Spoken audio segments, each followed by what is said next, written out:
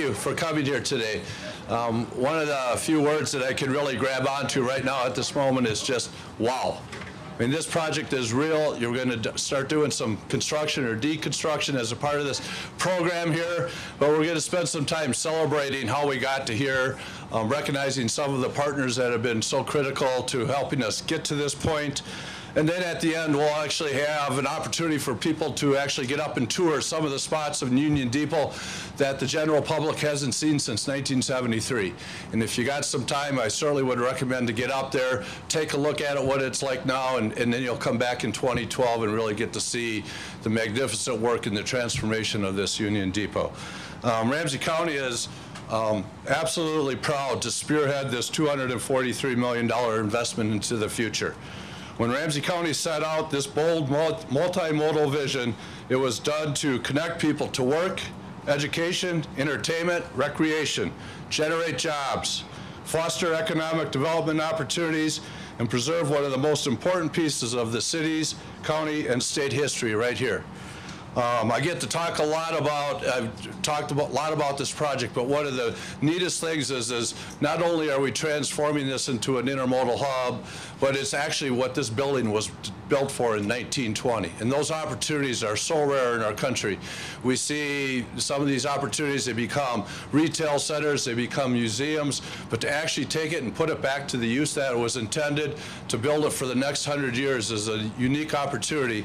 And we've had tremendous partnerships in moving that forward. These visions are grand visions. This project has carried itself. The merit of this project has been tremendous. We haven't had to spend a lot of time convincing people about the vision. The work has been trying to cobble this together. We've got tremendous partnerships that have actually helped us get there. As this project develops, you will see Amtrak, Greyhound, Jefferson intra and interstate bus service, Metro Transit bus service. Central Corridor Light Rail will have it stop right out in the front. High-speed rail to Chicago will be coming someday. Bicycles, pedestrians, our regional transitways, the Gateway, the Red Rock, the Rush Line, the Robert Street Corridor, the Riverview Corridor will all be able to connect here. So a person coming from Woodbury will be able to get to this facility and get to anywhere in this metropolitan area that they need to get to. The one thing I need to certainly, I'm going to take a moment to talk about this a little bit, because metropolitan areas have really become to realize the importance of these intermodal hubs. Our transit system can't be, it's more than getting from point A to point B, and then how do you get to point C or D after that? It's how do we make sure that people can get from point A to C and do that in an efficient way. And we've got two tremendous projects, and they're both anchored by the Central Corridor. Union Depot's moving forward right now. You take Central Corridor, you're going to end up in the interchange in Minneapolis, and it's going to do the same thing for the West Metro. So between these two intermodal hubs, we are really going to connect this community and build it for the next 100 years. I would like to call up one of our strongest supporters, strongest advocates, and a person who has just done a tremendous job for us as partners with Ramsey County, but at the federal level. Our U.S. Congresswoman, Betty McCollum. Well, as Jim said, wow. And this must be a very special event. That's because it's usually pretty hard to get Minnesotans some temporary shelter unless it's on a lake and we're ice fishing. I have many layers on and I've shedded one. Good job, the heat's on. But we're here today because this is a very, very special event. This is a celebration, Alice, that's been years in the making. We're here today to celebrate the rebirth, as Jim said, of a historic structure, to celebrate the construction of a modern transportation center, and to celebrate 3,000 new jobs, folks.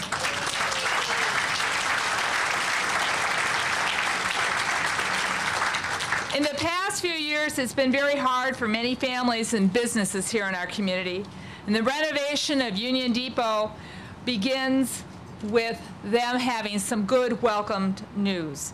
Many of you, in fact, most of you, helped make today possible. So I want to take a second to thank a few people, knowing I will never be able to thank everyone. I want to express my thanks to the board and staff of Ramsey County for their leadership on this project, especially Commissioners Ortega and Jim McDonough, Tim Mayasich and Steve Morris at the Rail Authority. Thanks to Hennepin County Dakota County, Washington County, to the City of St. Paul, and to the Met Council. And to Alice Hausman, the St. Paul legislation wouldn't have happened without her. In fact, I just shared with Alice. We remember when we got the news that Hiawatha Corridor, to those here from Hennepin County, were going first. Well, it paid to wait. We have a rock star location here.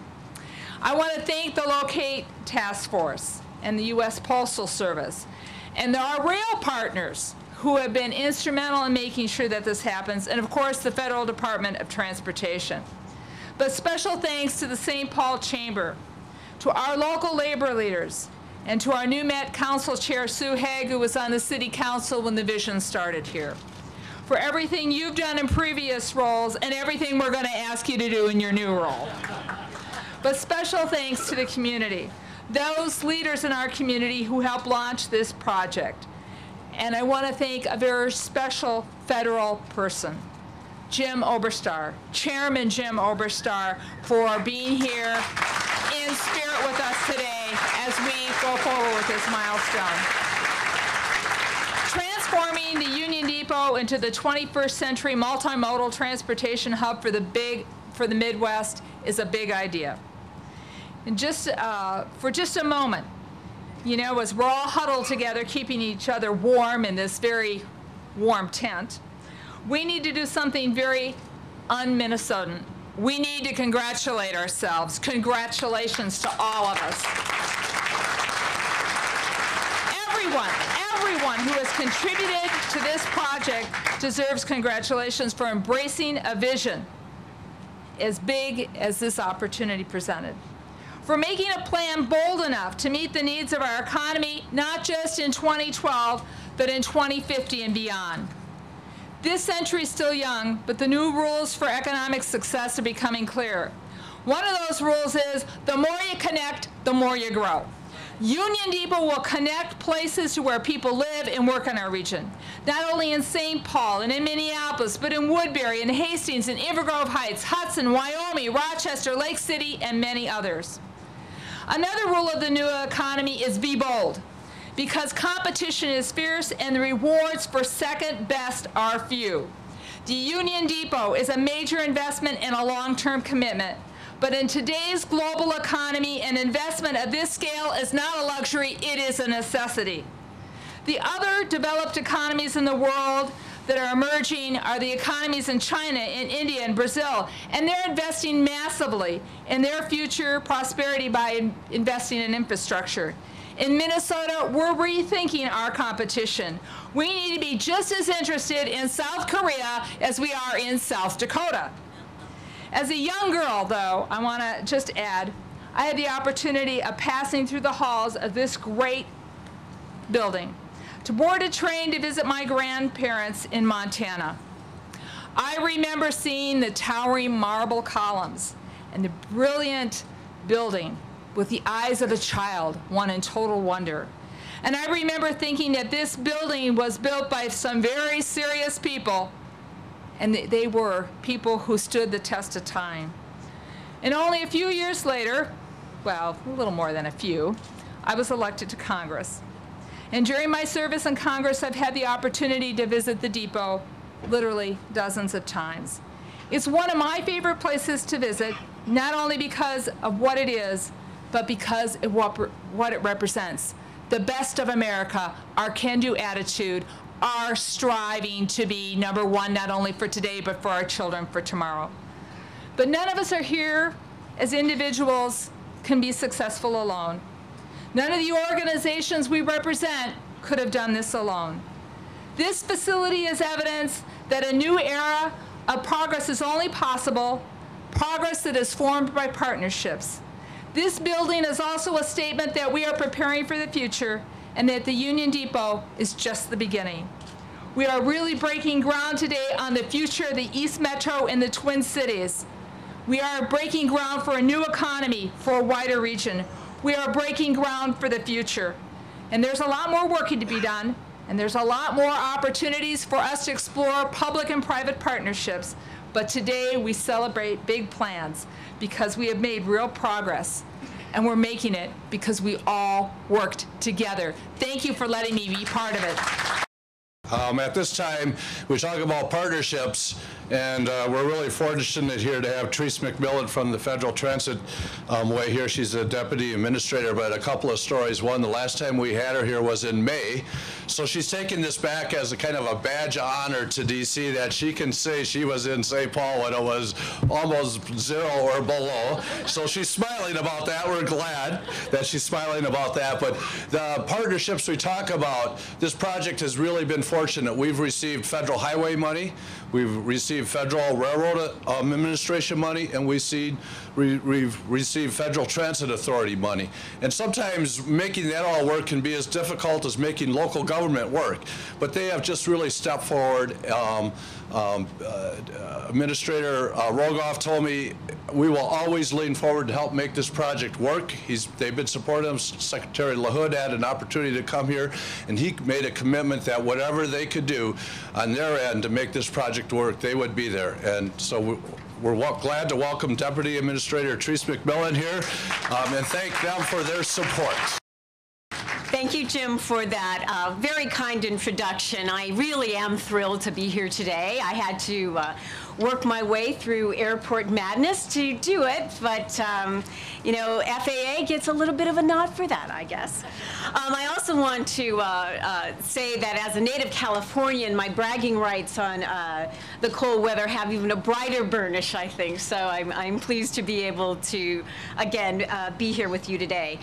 Administrator Peter Rogoff and Secretary Ray LaHood send their congratulations. As Jim mentioned, the Secretary personally toured this building in the fall of 2009, and he clearly saw the potential back then that has made this day possible. This is exactly the kind of innovative project that the Tiger Grant program was designed to support. And our $35 million investment in this depot will contribute to the ripple effect that helps local businesses while giving people a new choice and maybe a first chance to really make those connections to get from one place to another without a car. But this Tiger Grant is just one piece of the transportation puzzle. And I know one of the great challenges here was cobbling together all of the different parts of funding that were required. Over the last 2 years, through the Recovery Act and other programs, the Obama administration has invested nearly $88 million right here in the Twin Cities to make local transportation better than ever. We've helped to put more clean fuel, electric, and hybrid buses on the street. And we've also helped on long overdue repairs to aging transit facilities. And we provided, as was mentioned, millions of dollars for a light rail system that is rapidly transforming Minneapolis-St. Paul into one of our most livable and sustainable metropolitan regions in this country. And I'm particularly excited looking at the wonderful neighborhood surrounding this depot. And I envision that as this project begins to develop, the community is going to blossom and bloom even more. And I'm really hoping that I get a chance to come back and continue to see the development that's bound to happen here. Of course, none of this would have been possible without the tremendous partnerships you've built here in Minnesota. I think you're going to hear that a lot today and in the future because it really is a hallmark of what you've been able to accomplish. As Secretary LaHood has said time and again, the regions that get their priorities straight and speak with one voice stand the best chance of transforming their vision for a modern, connected transportation system. And in this time when there's so much we're continuing to do to make this economy advance, your work here really is a shining example of what can be accomplished in more difficult times, as well as we look forward to a brighter future. So again, many congratulations to you. I want to thank the local business community, which has been a hallmark of this effort, the transportation and labor leaders from all walks in this region, and the ordinary citizens who understand that good transportation choices are the lifeblood of the success of this community. I also want to thank our friends at the Federal Highway Administration and the Federal Railroad Administration, who've both, contributed greatly to this effort. It's not often that we get compliments on coordinating among federal agencies, and so I'm glad that we can hold this up as an example of what we can also do as well, working in partnership with you. Thank you especially to Congresswoman McCollum and Senator Klobuchar, who I understand could not be with us today.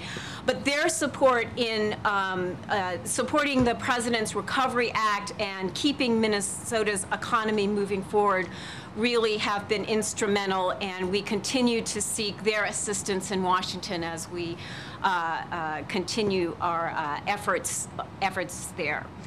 And again, it can't be said enough that a special thank you to the former leader of House Transportation and Infrastructure Committee, Jim Oberstar, must be extended in all corners. He is here with us in spirit. There was no greater champion for transportation and for public transit. And again,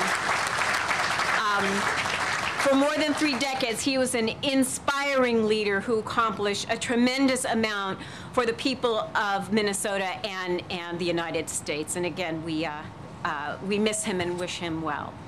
When the new Congress gets down to business, we'll be working with members of both parties to find a bipartisan path forward.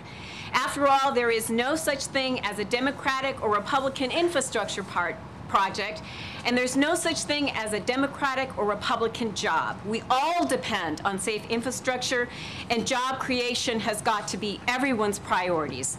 If we set aside our differences, invest wisely, and work together, anything is possible, as you have demonstrated here. We can invest in job creation, economic opportunity, and competitiveness, and give our community a chance to lead their lives and pursue their dreams in every way possible. Thank you so much for the invitation to come here, and best of luck in your efforts going forward. Thank you. All right, we all know mayors have bully pulpits, right? When they speak, people listen. We're really fortunate in our city that we have a mayor that not only uses his bully pulpit well, but when he speaks, people actually truly listen. We could have asked for a stronger and more passionate partner than the Mayor Coleman from the city of St. Paul. He understands that he needs to meet the needs of his city right now, today. There's a lot of issues facing them, but those decisions about what he's making now and the leadership that he steps forward, the areas where he chooses to partner, are going to set the stage for the strength of this city well into the future. And Mayor Coleman has been a tremendous partner with Ramsey County on this project. Welcome, Mayor Coleman.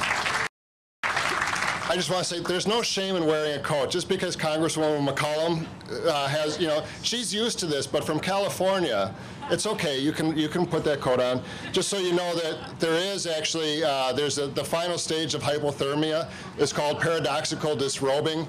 So just check, okay?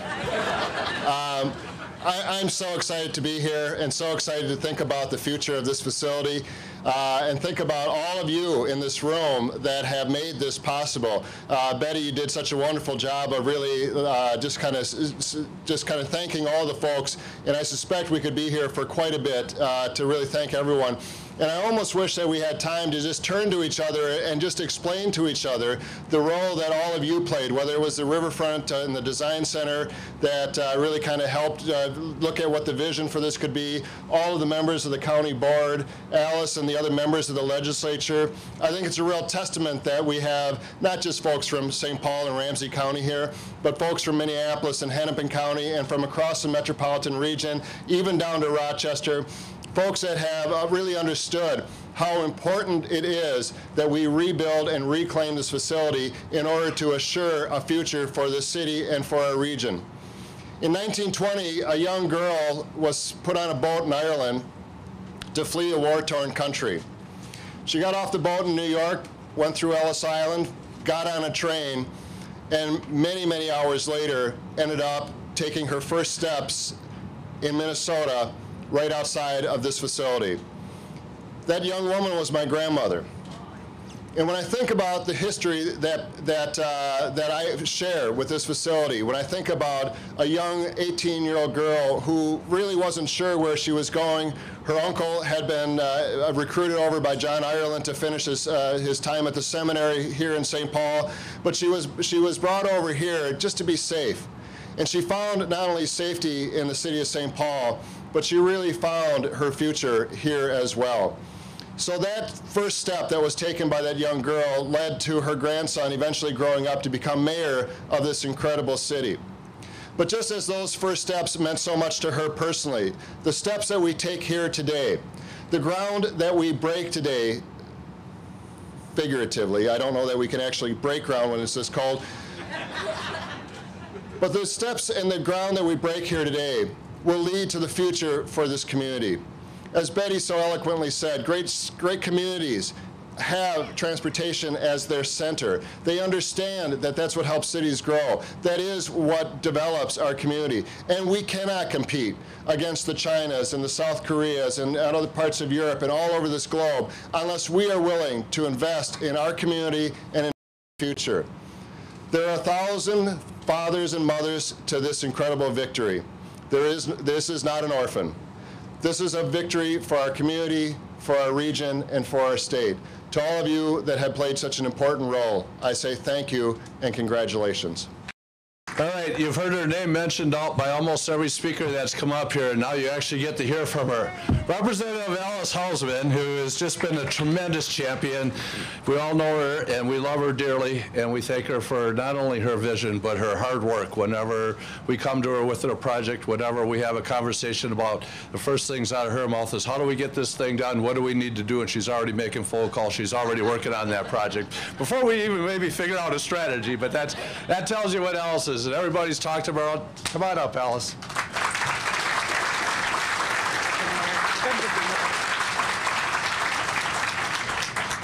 At the state capitol, the refrain over and over and over is jobs, jobs, jobs. And the measure whether a project is worthy is it shovel ready? Well, this project is shovels now. And so I believe it is, in fact, just what Minnesota needs. But it's not just about putting people to work. It is also about restoring the grandeur of something that was important to the history of the city of St. Paul and the state. And those windows that in a war were painted over so that we wouldn't be a visible magnet of some plane flying over that didn't have kindness in its heart, are going to be opened up and the sun will shine in. And the history of this place will be restored. But if all we were doing is restoring grandeur of a historic structure, that wouldn't be a reason to do this. But it is finally the role this building will play in that entire system, that system that's going to serve the region and, in fact, the entire state, and I would argue the whole upper Midwest. A hub that makes a system work. That's the reason why this particular project becomes so important to us. I don't know where Frank Hornstein is, but some of you who don't know him know I need to tell you something about him. He always has the perfect imitation to capture the spirit of the moment. I was walking through the concourse just as we were arriving here a matter of minutes ago, and suddenly there was Frank charging up as though he was a stranger passing me by, and looked at me and said, "Is that the 2 o'clock to Chicago?" And of course, that one little moment is why we're here today. It is about a hub that's going to link so many modes and so many purposes for transporting. Sometimes those rail lines that we improve will transport freight, but more and more they will provide an alternative. They will provide a choice for passengers. And rail and buses and bikes and pedestrians will all meet in this hub. It's a great day to celebrate. Thanks for being here. we talk about partnerships, the business community in St. Paul, the St. Paul Area Chamber, Matt Kramer, the new president and CEO, is going to come up and share his thoughts. There hasn't been a time that we haven't come to our business leaders within this community about this project, and they haven't been there for us. In fact, they call us on a pretty regular basis. Is there anything we need to do to help get this project, keep this project moving so forward? So Matt? I have the honor of representing the state's oldest and largest chamber, and our members are interested in this project and supportive of this project, not because it is about quality of life, but because it is about quality of business. Our members understand that when you build and expand a multimodal solution, it offers their employees new ways to get to work. It expands their labor shed. It gives them new opportunities for moving their goods and services. And most importantly, you've heard just about every speaker mention it today, it is progressive, forward-looking. The future, the vision of what a business will be is captured in this entity because it sets the stage for how St. Paul, Ramsey County, Twin Cities, and ultimately Minnesota will compete in the world economy. Thank you very much. At this time, I'm going to ask Cher Knudsen from the Minnesota AFL-CIO to come up and share a few words. Labor has been just an important part, again, stepping forward, but they've been waiting for this day. I think the number I heard was 750,000 job hours will be created on this project in the next 2 years. So that's 750,000 hours of wages going out into this community, helping to keep families paying mortgages, helping to keep families keeping health care, putting a roof over their head, but investing in our businesses, spending in our business within the community. So Cher, come on up. Good afternoon. It really is a good day. It is a good day. It's exciting to be here to celebrate with all of you the restoration of a beautiful historic building. It's exciting to be taking another step in realizing our transportation vision for this city and for this county and for this area and for the region and for the state and ultimately for the Midwest region. It's exciting. But what I'm most excited about, I have to admit, is that I'm excited about seeing folks get back to work, especially the building trades. You know, unemployment in the building trades has hovered at around 20%, 20% in the last year or two, and that's much higher than the national rate, much higher. And that varies between trades too. You'll see some that have much higher unemployment, right guys? Yeah. So this project is a very welcomed one because it puts people back to work for many of those, for all of those who need a job, and those families who need the support that job brings. The Union Depot has been said will create 1,500 trades jobs alone, and there will be another 1,500 of other kinds of jobs that will be created also. This is good news for us. This is good for us, and I'm excited about it, and I hope you're excited about it too. It's a good day. It's a good day today.